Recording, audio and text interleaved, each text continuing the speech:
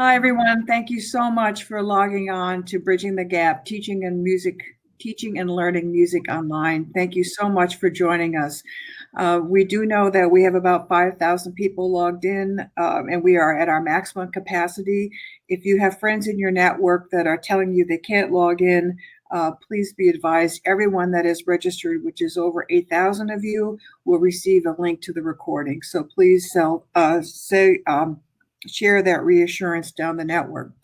In a moment, I'll introduce you to our wonderful guests that are helping us organize this webinar. I thanks to them in advance. We organized this extremely quickly because we felt the intensity and the anxiety of music education community around the realities of our time and our global health crisis. So special thanks to them for coming together, putting in some weekend time and making this happen. I want to just review by the way, this is Mary Lurson, Executive Director of the NAMM Foundation, and we're honored to support this gathering today. Couple of updates about the goal of the webinar. We want to provide some frameworks for online teaching and learning of music. We want to support where you are as a music educator and help you to connect with some resources and networks that will support you. This is a complex time for a music teacher. We know that the best work is face-to-face. We know that the best work is in community and in ensemble. And we want to encourage you and support you to value that and start where you are and move into the reality of what we need to be doing now. This work online will never substitute for the core work and the value of what you do. It is really a supplement, and it's also an opportunity to really put yourself maybe in a place that you've been uncomfortable or never thought was really going to be for you. But these times have led us to this reality, and I think it's something that, as we support one another, which is so key to where we are right now, it's also something that you can engage and expand on. I also really feel strongly, especially if I've processed these last few weeks, that students need this extremely. It's so important. They are at home. They're at home with parents that are feeling overwhelmed by their instructional requirements as they support education, with the message they're getting from their schools and communities. And I think that the relationship that you have with them and that you have established with them is really so important, and that your connection to your students is vital for them. One thing I think that we have to acknowledge, that students that are at home, they have a lot of time. Time is something different to students right now, and time may be something different for teachers too. And I know the requirements that you have professionally from your districts have to be addressed and acknowledged. So, but time and where music can fit into this availability of time may be something that ultimately will be our friend as we move through this time, which is so unusual, really unprecedented for many of us. What the webinar will not do, it will not offer specific online tools or product recommendations. We encourage all of you to join the Music Educator Creating Online Learning Facebook page, which we'll reference along the way. That includes folks that are the providers of resources or branded networks that provide for this online learning. Encourage you to even consider offering training tutorials and demonstrations of those products via that network. Again, every school district and group of teachers are going to find their own way, and I think those demonstrations can be possible there. So to introduce our panel, again, Mary Lurson here. I'll kind of go backwards a little bit because Kathy, I'm going to flip it to Kathy next. Lynn Tuttle, Director of Public Policy and Research Professional Development for NAFME. Thanks, Lynn, invaluable. For one of the first people I called. John Malenzek, the Managing Director of Noteflight, also a remarkable music education advocate across the country. Kind of the second person I called when we wanted to do this. Eliza Jansen Jones, who I've met along the way, and just became so immediate to the cause of helping us organize the webinar that could accommodate 5,000 people. Thank you so much. She's the host of the Music and Mentor podcast, along with many other things, and to whom I'd like to turn the podcast now, the president of NAFME, Kathy Zanz, also head of the Florida Music Education Alliance. Kathy, I turn it to you for some important words. Okay, thank you so much, Marion. And thank everyone for being on this webinar with us and trying to help us to move forward as we continue with all of these challenges. The National Association for Music Education, along with the National Association of Music Merchants, we're really trying to join efforts to really assist our teachers in helping them to develop their digital classrooms. We are committed to that, and seeing the large number of teachers that have registered for this webinar, we're well aware of the difficulties, and we are doing surveys, and some of you have answered some of the surveys, and we'll be looking at those as well afterwards. So we know it's all overwhelming, but we need to stay connected. And so with the growth mindset, this is a chance to learn and grow. And I don't know if you were on earlier, but you might have heard John Milzenak talk about he was going to start playing his banjo and learning on his own, so that he has some new learning experiences. And so that's one of the things we need to really focus on is learning and growing from this experience. Learn to engage virtually. I think that, oftentimes we text and that sort of thing, but we're really going to have to do more things where we see each other. You'll have the opportunity to develop new skills. Obviously, I think we're going to all learn some new skills in all of this venture that we're going on. And so now, there really are more opportunities for online teaching and learning than there ever have been. And we will continue to try to provide resources for all of our music educators. Thank you, Kathy. Kathy, from your experiences in music education, how do you see this? How should a teacher who's been so carefully trained and so dedicated to their students, what are some of the sort of core things that they should feel grounded in as they move into this, this new format?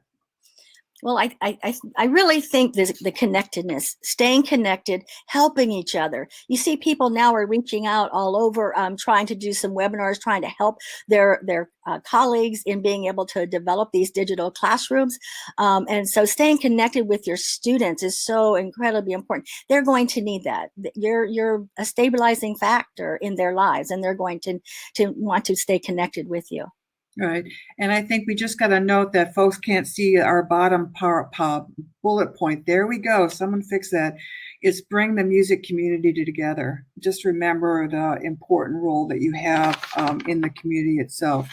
Thanks so much, Kathy. Mm-hmm. So let's jump to some of the frameworks. The frameworks for how you move yourself into the place where you are going to be doing more teaching online.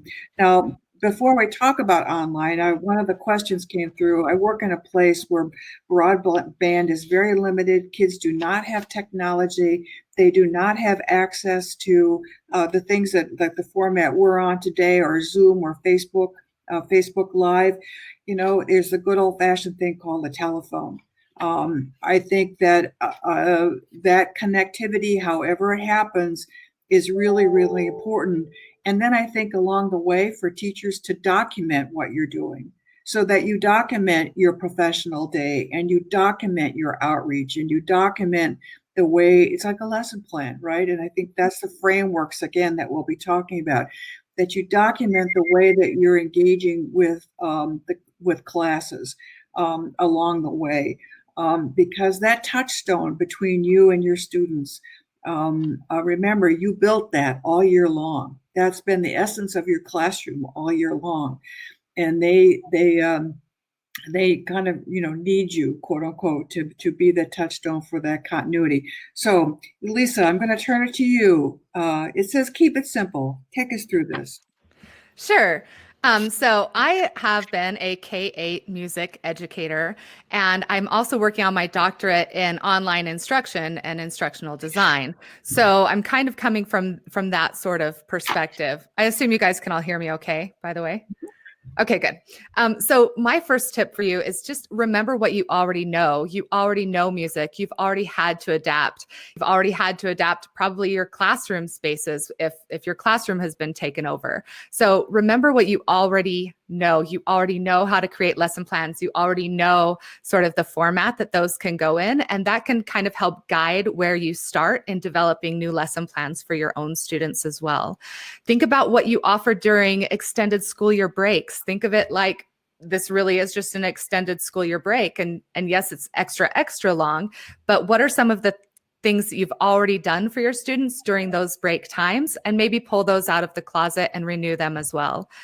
And then use your current content or create or adjust lesson plans due to the online environment. So if you were already planning on working on your 12 major scales with your band or orchestra, maybe still do that, but find a way to get that feedback from your students. And there's so many opportunities for that with the way technology is right now that we can't cover it all, unfortunately, in this one webinar. So my tip is just to find what works for you and your students.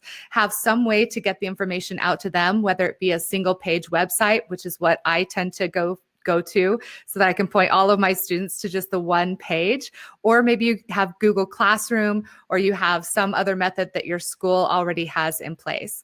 So to keep it simple for yourself, as you're developing your lesson plans, stick to a template and then just insert different content based on what you want your students to be learning that day or that week, and batch your class lessons. So I taught K-8, which meant that I was teaching really young kids, kind of middle-aged kids. We had different curriculum for all of these different age groups. If you can batch them together and maybe do K1, 2 in a group together, and they all follow the same lesson plan, and maybe all of your middle school band kids follow a single lesson plan, anything you can do to minimize your own work and keep it simple for you is going to help you in this time as well.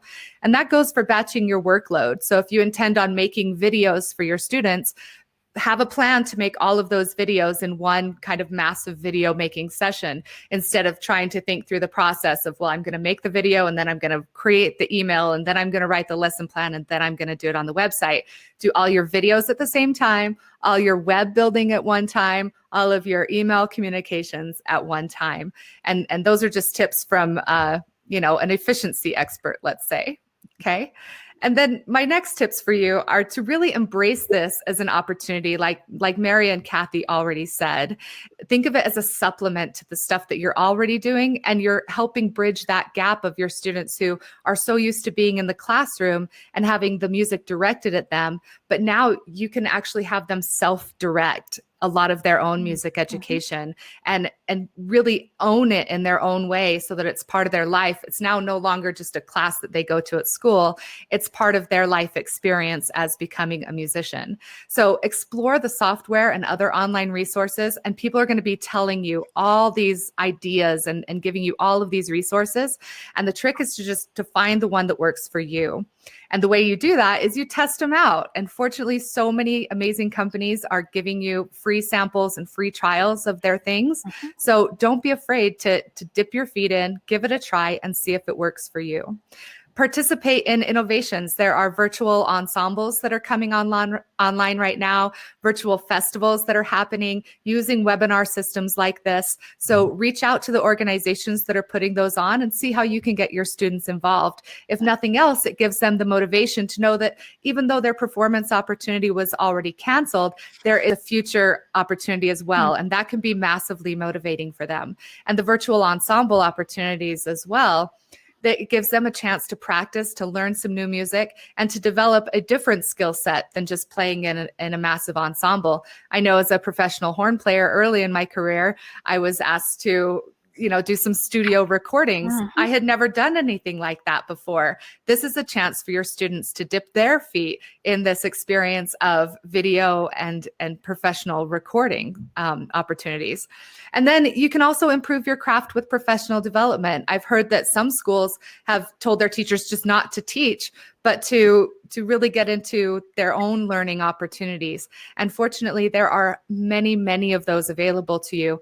Not only webinars like this that are being held live and in person, but there's a lot of pre-recorded stuff as well. And there's formal and there's informal. So that's it for me. I'm going to pass it on to Lynn to share with you some of those opportunities.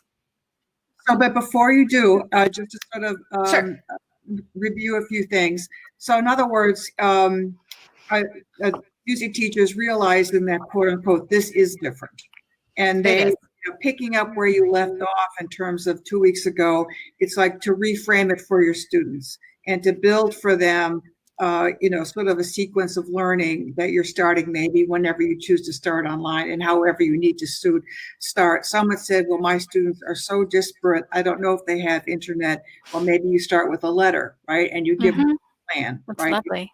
Plan wherever you are. So any thoughts about that, Lisa? Yeah, just that, students love repetition way more than we do. And if you can create some sort of routine for them that they can count on knowing, so having that one website that they go to at that same time every day, knowing that they can email you as a communication point, having that communication open, but having that pattern and expectation for your students will help them feel secure, and it will actually help you keep things simplified as well. Did that kind of answer the question? Very much so. Very much so. Again, it's going back to the basics, and remembering that we're all in that place together. So, Lynn, yes, do tell us what's available for. Oh, but there was a question along the way I don't want to miss, and some of you. We need to address the private lessons as well. So let's maybe John will put that on your plate. Okay, great. All right, Lynn, tell us, the time that I think teachers are being asked to use during this period where we might not have school until next fall or a long delay is I think teachers are being advised to be very deliberate about their professional development as well. So Lynn, we pass it to you. Thanks, Mary, and thanks everyone for joining us this afternoon and this morning. So when I was asked to help out with this section of slides, I started to think about what do I love in terms of professional development. And for me, I think like for many of us as musicians and music educators, I love coming together with my colleagues at state conferences or national conferences and learning together. So when I think about that, I think about that as a formal professional development opportunity. How do I organize myself for that? And how might that carry forward into this virtual formal professional development opportunity.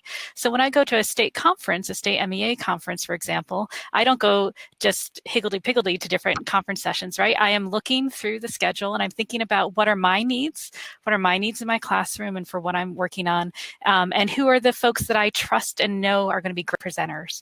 And those are the sessions I seek out. And you can do the same thing through all of these online workshops, webinars, clinics, right? Allow yourself to curate for what it is that you need and where you want to go. You don't need to do it all, but there are lots of different platforms and opportunities out there. Alyssa listed some already. I'll give a shout out to our own academy. The National Association for Music Education has NAFME Academy. We've made 5 of our most favored webinars free and available to everyone now on our website. And the cool thing about those webinars is you take a quick little 5-question quiz at the end of it, and you get an official PD certificate that you can take back and share with your administrators if they need to see that. In addition, our Music Educators Journal has quizzes attached to almost all of the articles. So I think we have 104 articles where you can get sort of documented PD if you need to do that for your administrators. But again, think about what it is that you need, what you want to learn, and go ahead and curate, figure out where you can find those resources. And again, there are lots of many options. I'm even getting more options every day into my inbox as folks start to shift their professional development from in-person to virtual. And again, also think about nudging perhaps your state music ed associations or others. Do they have resources that you don't know about or that they can start to share out as well? So that's how I'm thinking about formal professional development. Still allow yourself to curate for what your needs are. And as you think about those needs in these times, you may want to stretch and think about what are the things, especially if you're an ensemble director, I'm thinking right now, you have needs as a director. working in ensemble, but what are the things that you might do to prepare for the ensemble that maybe now you can start to share with your students in terms of online learning? For example, something like score study. That's something that you may do on your own. Maybe you already share with your kids, but if not, what a great sort of online learning opportunity for your students to understand how you approach score preparation, and maybe they could help you with that. So just trying to think differently about ways to connect with music making and music learning as we move from a place where we get to meet directly with our students in ensemble each and every day to where we're meeting with them virtually or perhaps actually asynchronously, especially if they don't have great online resources. And connected to that, of course, the best part for me of going to any gathering of music educators, sorry, all of those clinicians out there, it's actually the informal professional development, my opportunity to connect and network with my colleagues. And again, we have that opportunity, and if we can't do it in person, we can pick up the phone, we can chat on Facebook, we can join, the online communities, we can connect with each other. And your colleagues are going to be your best resources to figure out how to make your virtual classroom work for you. Within our online community at the National Association, we're having a great conversation right now about virtual rehearsals. And one of the members that just chimed in is in South Korea. He's been doing this for 6 weeks. He gave some very explicit instructions on how to make this work with the tools that he's currently using. So take advantage of the expertise that's in this room, even if they're not all talking to you right now, the 5,000 folks that have joined us online, take advantage of your colleagues. They know what they're doing, and share, please share with us. As the National Association, we want to be able to get this information out. Share your resources. We put a call out already in our online community. We want to learn what you all are learning from each other and share back. And consider other places to get information, blogs, magazines. John's been posting some beautiful blogs on Noteflight about thinking about working in this virtual learning environment. Just saw this lovely article that went up on School Band and Orchestra looking at social emotional learning, music education, and how to work with your students differently in a virtual environment. And as John began prior to the beginning of this, and Mary pulled out her ukulele, it's a time to re-engage with your own music making, to remind ourselves why it is we love what we do. We love making music. Pick up your instrument, dust it off if you haven't been playing. Pick up that instrument that you have, buried back in your closet that you haven't played for years. Learn a new instrument. Expand your own listening. Expand the listening of your students. Engage them in listening exercises. Ask them, engage them in inquiry about music making. All of those might be things that you can do around the edges or in lieu of virtual rehearsals if you're still figuring out how to get that tech to work for you. So remember that music making isn't just rehearsal for performance. It's also creating music, improvisation, responding to music, critiquing, connecting, making meaning. Those are all the wonderful things that we figure out how to do through rehearsal when we have our students with us.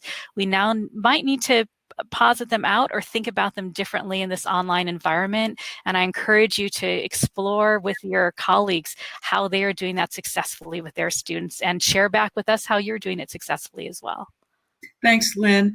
So there's been a lot of questions as you've been flowing about the Facebook page that we're referring everyone to look at and to kick the tires on some of these resources is Music Education Creating Online Learning. Music Educators Creating Online Learning Facebook page. Will definitely be posting those links at our websites. Lynn, what website should they go to in terms of NAFME's resources? So the easiest way is just to go to nafme.org.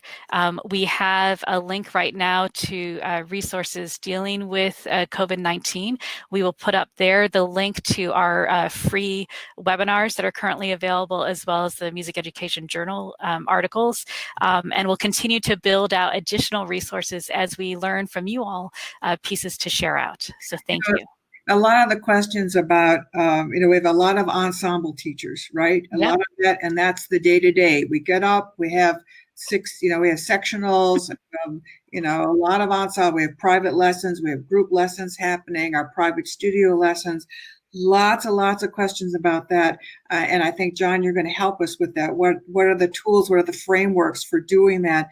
But I think, Lynn, you've reminded us this is also a time when ensemble is king, right? Right. Or queen. This is a time. This is the time to think what else in the curriculum Right. I really enrich my students' learning about. And I think that, the Met Opera is offering its a streaming, and different opera is streamed every night, starting at 7:30 for 20 hours until the next night. New York Philharmonic is doing streaming. You've got the world's repertoire is at our Absolutely. fingertips. You could build a sub-curriculum around, let's listen to, the greatest works from the leading national ensembles, world ensembles. In other words, it's time, and it's think different, and Right.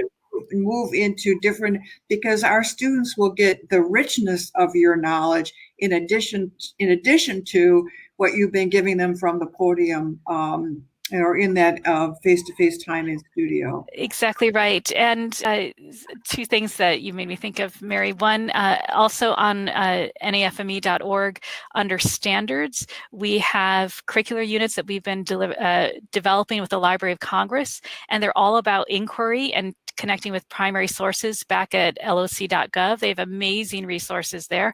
And we've got some, just beginner pointers, whether it's your choral or you're teaching kindergarten general music, on how to engage your students in inquiry. And all of those, I think, could easily shift and work in an online environment, or at least get you started to then connect and think about how do you help your students engage with music, either of this time or of other times and places and spaces.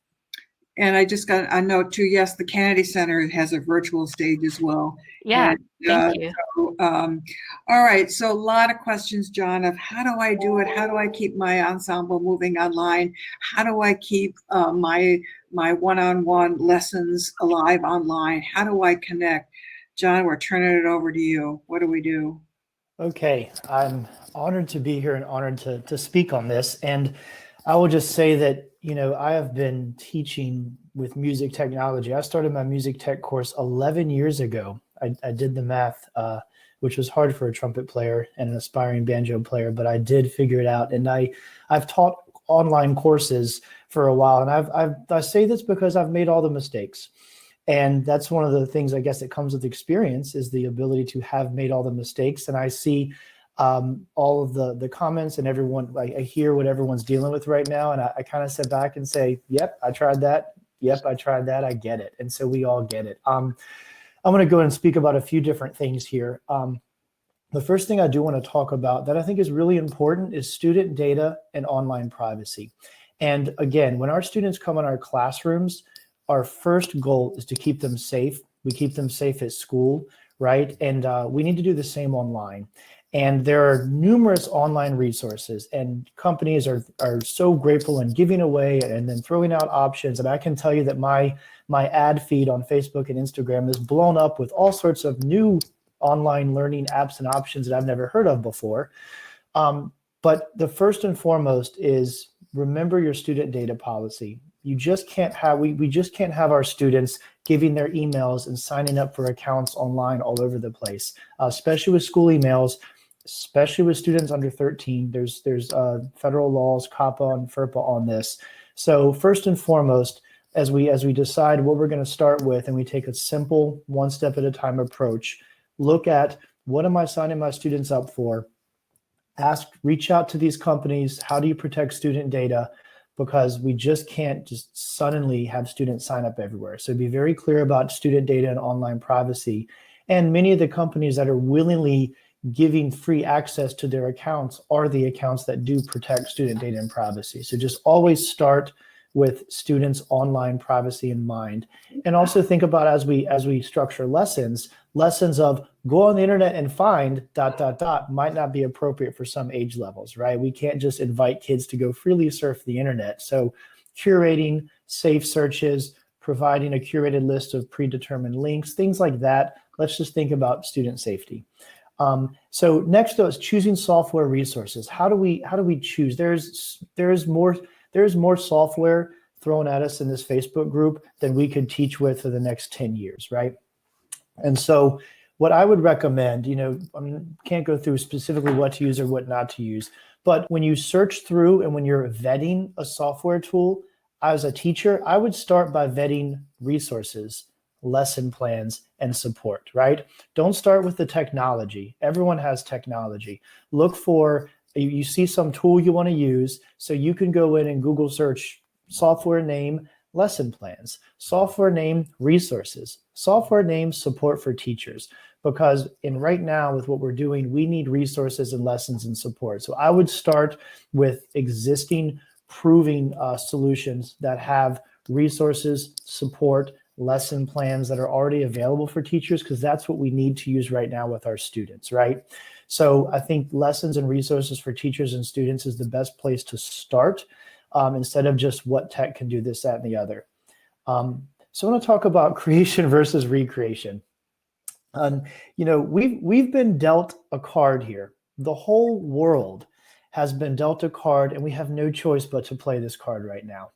And if we woke up tomorrow and the world said, you have to teach with a hammer, the first thing we probably do is, okay, well, I guess we should get some nails and a board and practice that. That makes sense. And if we woke up the next day and the whole world says, stop, you have to teach with a screwdriver, we'd probably get some screws and, practice, start with what makes sense. We woke up and the whole world says you have to teach with the internet. And we can't say, okay, well, I'm going to do exactly what I've always done and just try to jam it on the internet and try to make up a solution that's never before possible. No, we were just dealt the internet. So we have to start with, what can I do with the internet? And yes, I love the innovation. I love where we're thinking and I love what we're trying to invent. But as we're all suddenly dealt this hand, we can't recreate, what's possible on the internet. There are solutions. People have been teaching music online, and there's music technology solutions that have been available for over 10 years. We need to start there. We need to start with what works best for us, with what works best for our kids. And then as depending on how long all of this lasts, and as we continue, we can innovate and we can try new, but we can't start with new. So as I see everyone saying, I need to recreate what I was planning on doing tomorrow, the internet, and I'm a music technology advocate and a music teacher, I will say the internet will never replace the social, emotional, and powerful experiences of being in a room making music together. It's just never going to do that. And we shouldn't act like it's going to. I totally understand and completely respect all of the students across the country that have worked so hard for their final concert, their district assessment, their state contest, and like that I can imagine just the letdown of having that. And I know as teachers in our hearts, we want to give students that peak experience digitally. And yes, having them record it, trying to put compilations of recordings together is a wonderful solution to try to keep that peak experience. But I don't necessarily think it's the best first solution for music learning online, because there's lots of content out there. And with that, I'd also like to speak a little bit about just engagement over assessment, right? Right now, our first goal is we have students at home, they're trying to figure out tech, they're alone in front of a computer.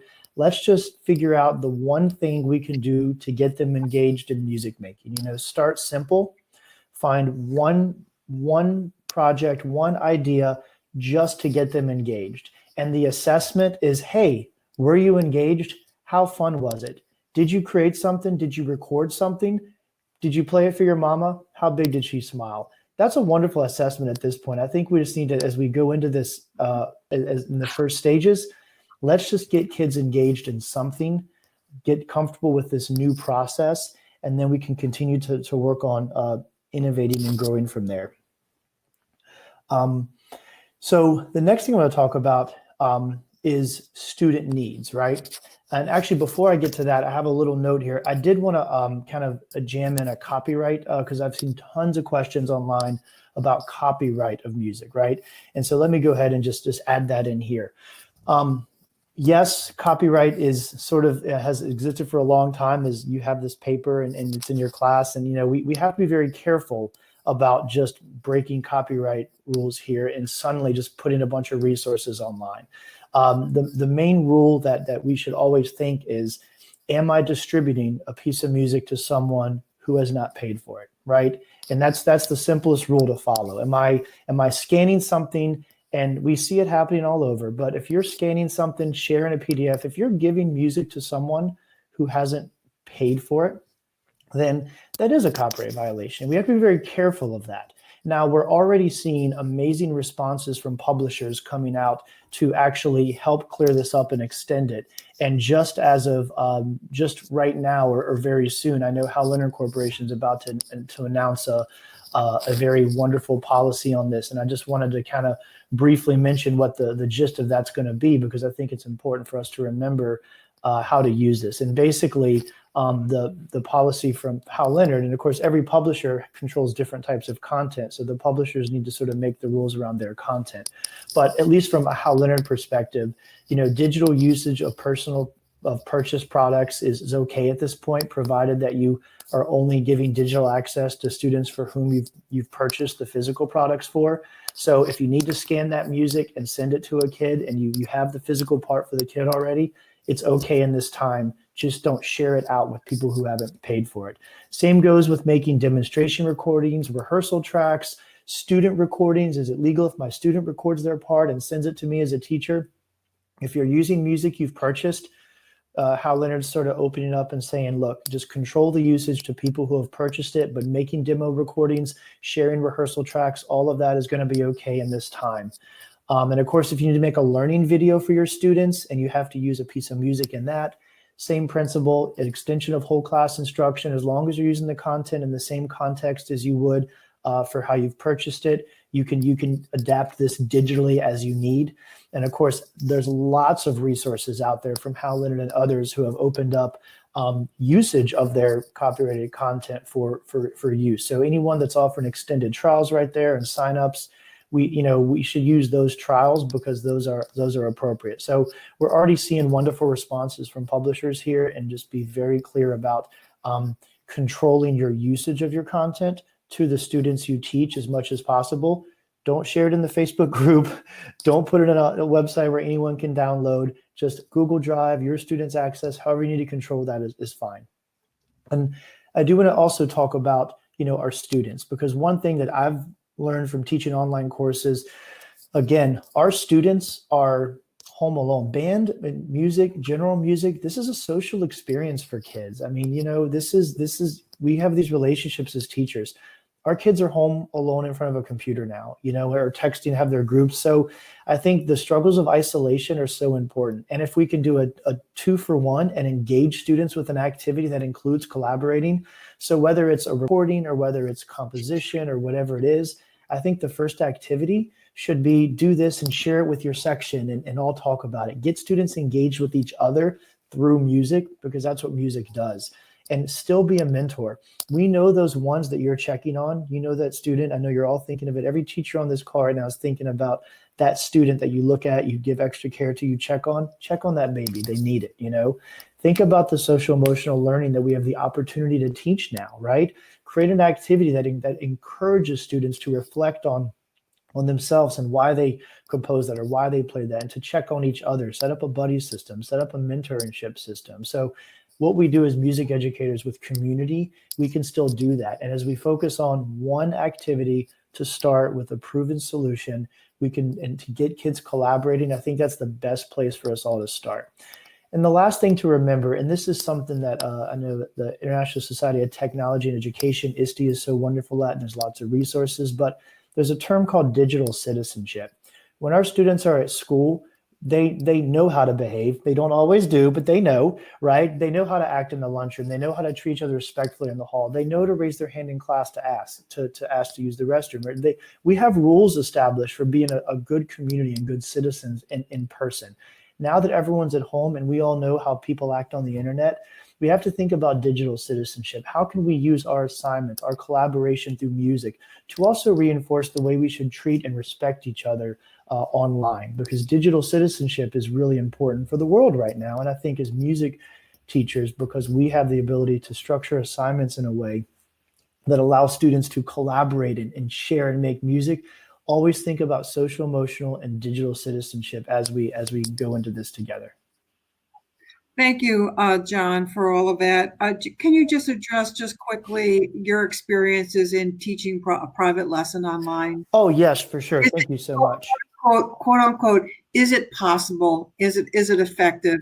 And then also, what is the experience of teaching group instruction online? Thank you, Mary. Yes, I think individual online lessons, it's something people have been doing for a while. Skype lessons, Google Hangouts, one-on-one is actually very feasible.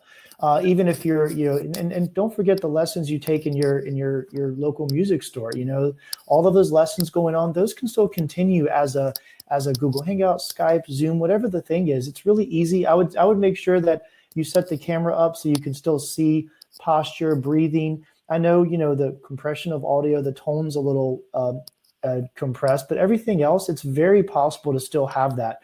You make small adaptations. I've done this as a private teacher. Obviously, in a private lesson, playing together at the same time sometimes is helpful. So you'll have to kind of adapt and say, okay, I'm going to play it. Now you play it back. Okay, here's what I saw. Let me try it again. So it's going to be a kind of a take turns demo repeat instead of a let's do it at the same time. But individual instruction is very feasible. I think full groups is manageable in smaller groups. As long as one person's playing, everyone can give feedback and you sort of structure it like that. That's very useful online. I will say I just haven't had really good experiences personally with trying to get like 10 people to all play at the same time and sync up in the web call. Everyone has different latency. It becomes a mess. But individual or small groups, one at a time, everyone looking, sharing feedback, taking turns is perfectly feasible. It sounds more like there's a potential for more reflective learning as opposed to the ensemble where the reflection is, let's go back and start at letter B, right? There's an opportunity to let's reflect on someone else's performing if you do it in a group. Or there's let's look at the structure of the piece, or let's take the structure of this piece and let's write and then next time let's hear your compositions based on the structure. So we're looking at we're looking at layers down as opposed to getting ready for that big contest in a few weeks. So but thank you for that. So, I've been watching the comments that are coming through. I'm sorry that some of you don't agree that we've got great technology here. I'm, hearing some clicking sounds. That's just kind of when you've got 5,000 people gathered from around the world that might happen. So thank you for your understanding. But I want to reinforce that the dialogue continues and will be ongoing at the Facebook page, and there's at the top of the chat box, there's a link to it. The group is called Music Educators Creating Online Learning. We'll be reinforcing that along the way. That's where we really hope you engage deeply in demos, in tutorials, and asking questions. You connect with subgroups, a question about piano pedagogy online, voice pedagogy online. These groups are all connecting now. This is a time for, radical turns on your path of being an adult learner and going forward and trying something. Pick your best student in your studio and say, join me at 3:00. Let's try an online lesson. Work out your comfort levels, work out the student level. But remember, you reaching out to student through music is one of the most important things that you can do right now. Keeping it simple. Kathy, can you help us with this from your vantage point? Yeah, when we talk about keeping it simple, it doesn't have to be complex. It is complex, but it doesn't have to be as complex if you break things down. So first of all, kind of think about what it is you're trying to accomplish with your students. If you're trying to be sure that you're still connected with them.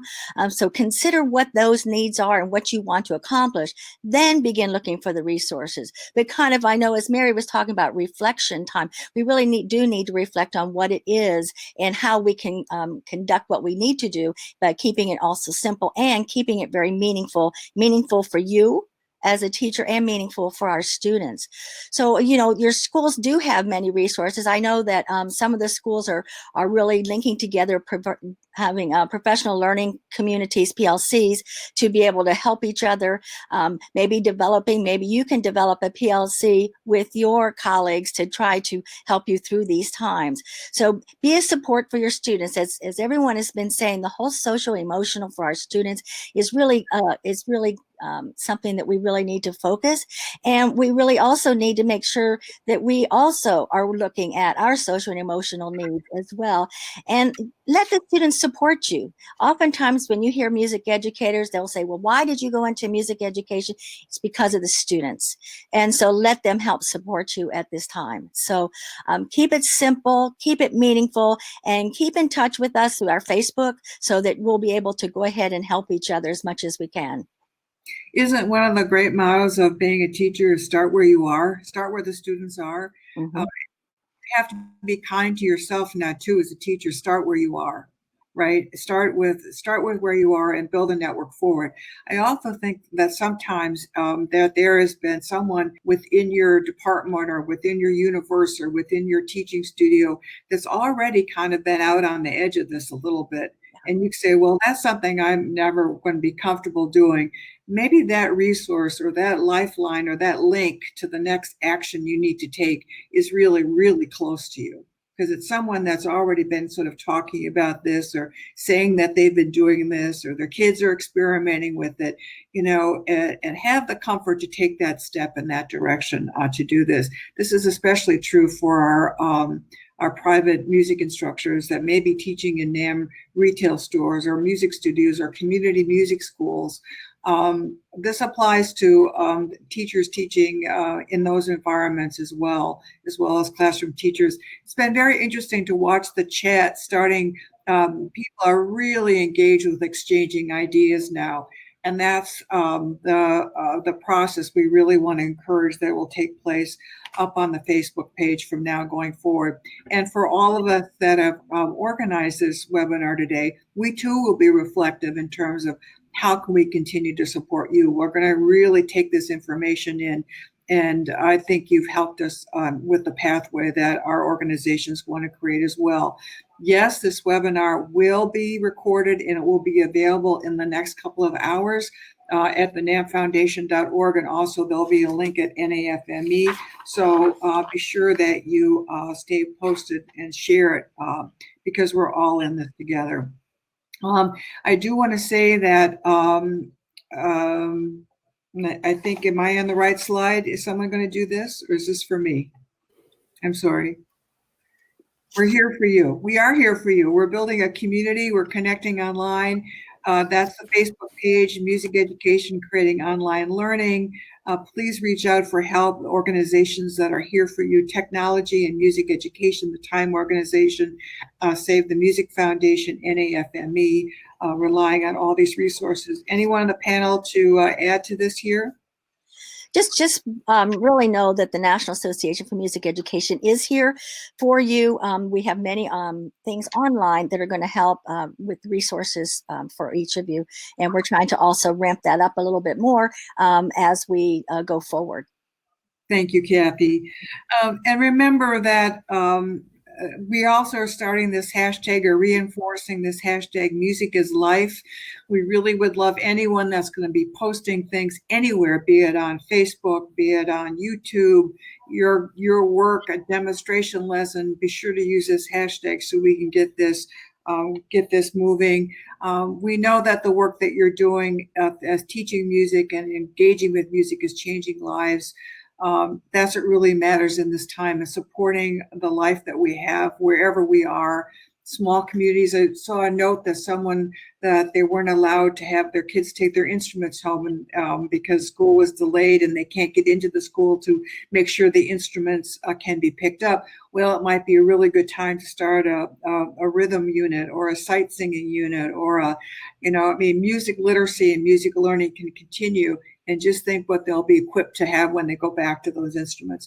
Think of it as, yes, it's hard, it's difficult, but there are steps forward to keep it moving and keep it strong, keep music strong.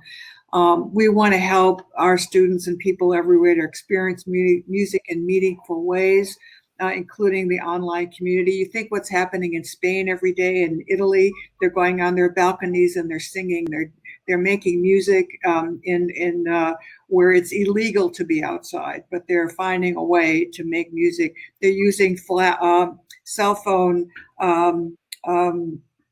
lights and moving with music. And it feels kind of like, well, that's not real music, but people are really connecting that way, and they're starting with that, and they're helping with their isolation. So being an adaptive, learning, expansive adult is something that we need to model for our students, and move forward with that, and that we can make music wherever we are. So music is life. I open up to the panel to ad lib on those themes as we say thank you to our group that's gathered. Any thoughts? Are we doing final thoughts? Yeah, I've been following all the chats and stuff, and again, apologies on if there's any sound or distracting things. We're just trying to help as much as we can here. I would say that, you know, I still see a lot of thoughts about technology from just coming from someone who's done music technology for a long time. The first thing I would do is find something that makes the most sense online and start there. One simple project this week, and focus on getting your students engaged, getting them comfortable with the turn-in and how to, you know, there's a lot of learning for both of us just on absorbing an online project, doing it, turning it back in, how to communicate. Start simple. Pick one thing that makes the most sense using the resources you have, whatever you can find and do, and start there. And then while that's going, step two, I would step back and I would think to myself, what technologies exist for music teaching, and how can I learn to use them for their intended purpose? I will say a lot of people are trying to grab other pieces of technology and combine them to do a thing that they were never designed to do. And so I think let's start with, you know, technology is an innovation that allows us to do something that's never before possible. And a lot of us need to suddenly learn what that other thing is that's possible. So again, I would, as we vet technologies, I would not just grab the first thing I see in a Facebook group and send it to my students. I would get ideas. I would search it. I would search for lessons, resources, and videos. I would use time-tested and proven solutions. A lot of people are popping up with new technologies and flooding in. And in my opinion, if it didn't exist 2 weeks ago, I wouldn't use it tomorrow.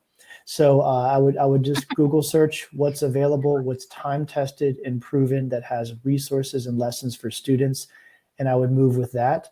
And then also, I do love innovating and think of what's new, but we need to start for the sake of ourselves and our own sanity and our students with what's available, and then we can innovate later as we're more comfortable. And wash your hands. You wash your hands and don't touch your face. Thank you, John. Any other final thoughts from our great panel? Lisa, turn on your mic, Lisa. Okay. Sorry. 2 mute buttons, got to get them both. I just want to say thank you all so much for coming, and we are here to be resources for you, and you are part of a worldwide community. And if this experience with having so many people online with you today, having this shared experience, and that's what it's all about. So find ways to connect. Don't let yourself be isolated. Don't be afraid of this new world, because you're part of a community that is ready and here to help you. So please reach out. Don't be an island, and find the people who help you to thrive. That's it from me. Thank you so much. Beautiful. And the FME crowd, what do you have for us? Final words. Lynn? I was just going to say thank you to everyone for joining us online. Thank you for being willing and able to experiment to provide excellent and meaningful music making opportunities for your students, and to give yourself time and space to experiment, to try things out. And as John said, it's okay to start with just one thing. Try and do one thing well with your students, learn from that, and build, and then share with us what's going well. Yeah. Thanks, Lynn. Yeah, and sharing with us, we're able to also reach out and share with others. And again, back to just keep it simple, keep it meaningful. Thank you for being here. And thank you so much to John, Lynn, Kathy, Elisa, I finally said it wrong. I practiced saying it right. But thank you so very much for your contribution, and to all of you for joining us. Remember, the Facebook page is the hub now. Music educators creating online learning. I think we've gone from a place of our chats of people going asking so many questions. So many questions were answered along this hour that we were together, and we want to keep this moving forward. So please all stay safe. Make music with your families. Find a way to celebrate your own music making. I found my little way here at my house to get to start do a little bit more music making every day with an app that I play with every day online. So never did that before when I was playing Bach in conservatory, but here we are. So John's pulling out his tenor banjo we hear. So all sorts of wonderful things will happen. So thank you, everyone. Thank you so much for joining us. Stay safe, and we'll see you online for our next time together. Thank you. Thank you. everyone. Thanks, everyone.